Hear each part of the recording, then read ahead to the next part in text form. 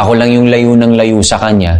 Pero yung buong time na yun na nagloloko ako, naglalasing ako, nagdadrugs ako, nandun lang pala siya. Hindi niya ako pinababayaan. Ako lang yung laging lumalayo.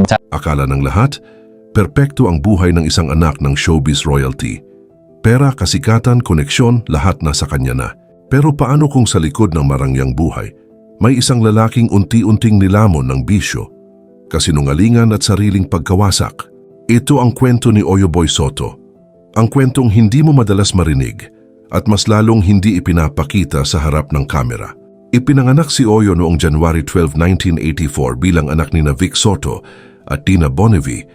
Lumaki siya sa mundong punong-puno ng spotlight at oportunidad, pero kasabay nito ay ang pagkasira ng kanyang pamilya na nag-iwan ng tahimik na sugat sa kanyang pagkatao. Bata pa lang siya nang maghiwalay ang kanyang mga magulang dahil sa isyu ng third party at hindi pagkakaunawaan. At kahit hindi niya ito lantaran ipinakita, doon nagsimula ang kakulangan, galit, at paghahanap niya ng direksyon sa maling paraan. Sa murang edad, natutunan niyang itago ang emosyon, magpanggap na maayos at magpatuloy kahit may kulang sa loob. Kasama ang kanyang kapatid na si Danica Soto, lumaki siyang may bit-bit na emosyon na hindi niya maipaliwanag, at habang tumatanda, mas lalo niyang tinakasan ito sa pamamagitan ng buhay na mabilis, magarbo, at walang limitasyon. Sa showbiz, hindi niya kailangang maghirap. Projects came easily, pera dumadaloy, at kasikatan kusang lumapit, pero kasabay nito ang unti-unting pagkawala ng kontrol niya sa sarili.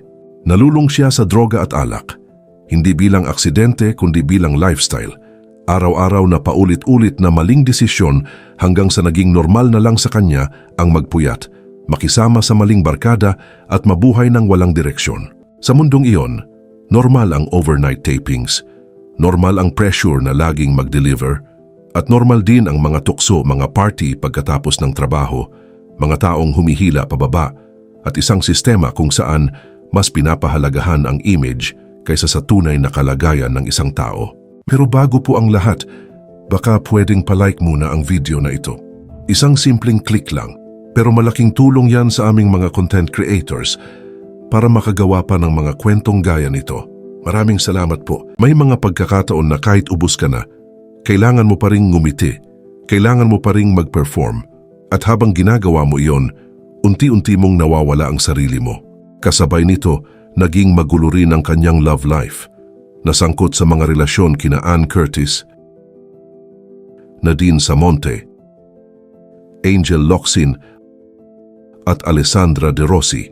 Pero sa kabila ng mga ito, inamin niya na wala siyang direksyon, naging babaero, mapanlinlang at nabuhay sa pansamantalang saya. Isang buhay na puno ng ingay pero walang lalim, puno ng tao pero walang tunay na koneksyon. Hanggang sa dumating ang punto na siningil siya ng lahat ng mali niyang ginawa.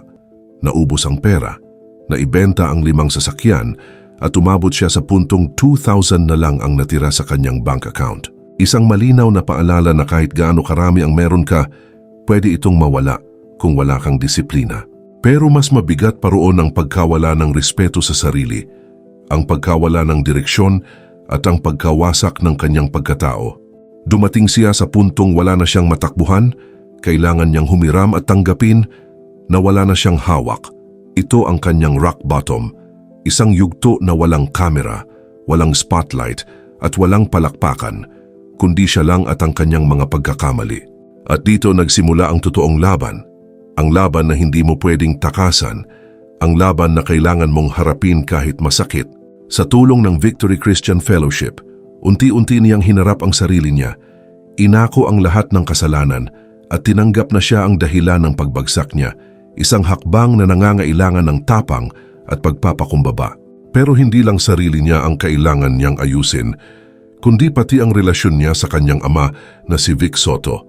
Sa loob ng maraming taon may galit at tampo siya, mga tanong na hindi nasagot at mga emosyon na kinimkim niya habang siya ay lumulubog sa maling landas. Pero habang siya ay nagbabago, na-realize niya na hindi siya makakausad kung patuloy siyang may dalang galit. Kaya siya mismo ang lumapit, humingi ng tawad at natutong magpatawad, at doon nagsimula ang unti-unting paghilom ng sugat na matagal niyang dala. Isang tahimik pero makapangyarihang proseso ng reconciliation na nagbigay sa kanya ng kapayapaan na hindi kayang ibigay ng kahit anong material na bagay. Kasabay nito may isang taong naging pinakamalaking impluwensya sa pagbabago niya, si Christine Hermosa. Hindi siya dumating para ayusin si Oyo, kundi ipinakita niya kung ano ang tamang buhay, isang buhay na may disiplina, may pananampalataya at may direksyon. Sa tahimik na paraan naging salamin siya ng buhay na gusto ni Oyo at doon niya napagtanto kung gaano kalayo ang kanyang kinalalagyan. Hindi dahil pinilit siya kundi dahil nakita niya ang katotohanan, kaya pinili niyang magbago hindi isang beses kundi araw-araw. Noong January 12, 2011, ikinasal sila at doon nagsimula ang panibagong yugto ng buhay niya bilang asawa at ama. Isang papel na hindi scripted, hindi temporary kundi panghabang buhay.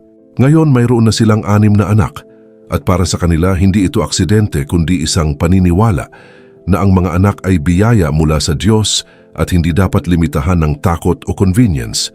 Gusto nila ng malaking pamilya dahil naniniwala sila na dito nahuhubog ang tunay na pagmamahal, sakripisyo at responsibilidad. At dahil iniwan nila ang full-time showbiz, nagkaroon sila ng oras para tutukan ang bawat anak. Turuan, gabayan at palakihin ng may disiplina at values. At sa kabila ng kanilang apelyido, wala ni isa sa kanilang mga anak ang pinapasok sa showbiz dahil ayaw nilang maranasan ng mga ito ang parehong mundong muntik ng sumira kay Oyo. Mas pinili nilang manirahan sa probinsya, hindi lang para sa katahimikan, kundi para sa mas malalim na dahilan, para magkaroon ng espasyo ang kanilang pamilya, para lumaki ang mga bata ng malayo sa pressure, intriga at ingay ng lungsod. Sa probinsya, mas simple ang buhay pero mas totoo. May oras para sa bonding, may lugar para sa paglaki, at may kapaligiran na hindi umiikot sa kamera kundi sa tunay na buhay. Doon nila nahanap ang peace of mind na matagal nilang hinanap sa mundo ng kasikatan. Para kay Oyo, mahalaga iyon dahil gusto niyang ibigay sa kanyang mga anak ang buhay na hindi niya naranasan, isang buhay na hindi kailangang magpanggap, hindi kailangang makipagsabayan, at hindi kailangang maghanap ng validation sa ibang tao. Para sa kanya ang showbiz ay hindi lang trabaho kundi isang environment na puno ng tukso. Bisyo, babae, pressure, intriga, isang mundong kung saan ang puyat ay normal, ang maling impluwensya ay madaling lapitan, at ang pagiging totoo sa sarili ay minsan mahirap panindigan. Isang mundong muntik ng sumira sa kanya, kaya pinili niyang lumayo, hindi dahil mahina siya kundi dahil natuto siya. Dahil alam niya kung gaano kadaling bumalik sa dati at kung gaano kahirap bumangon ulit. Kaya mas pinili niyang maging present na ama kaysa maging sikat na artista. Mas pinili niyang magkaroon ng tahimik na buhay kaysa sa maingay na kasikatan, at mas pinili niyang maging totoo kaysa magpanggap. Ngayon ang buhay niya ay umiikot sa pamilya, negosyo at pananampalataya. At sa araw-araw na pagpili na manatiling tama kahit walang nakakakita. Dahil para kay Oyo Boy Soto, ang tunay na tagumpay ay hindi nasusukat sa kasikatan, kundi sa katahimikan ng konsensya, sa tibay ng pamilya, at sa kakayahang harapin ang sarili mo nang walang tinatago. Dahil sa huli, ang tunay na laban ay hindi laban sa mundo kundi laban sa sarili mo. At sa laban na iyon, pinili niyang bumangon, lumaban, at hindi na muling bumalik sa dati. Isang desisyong hindi madali, pero totoo at higit sa lahat, pinaninindigan niya araw-araw.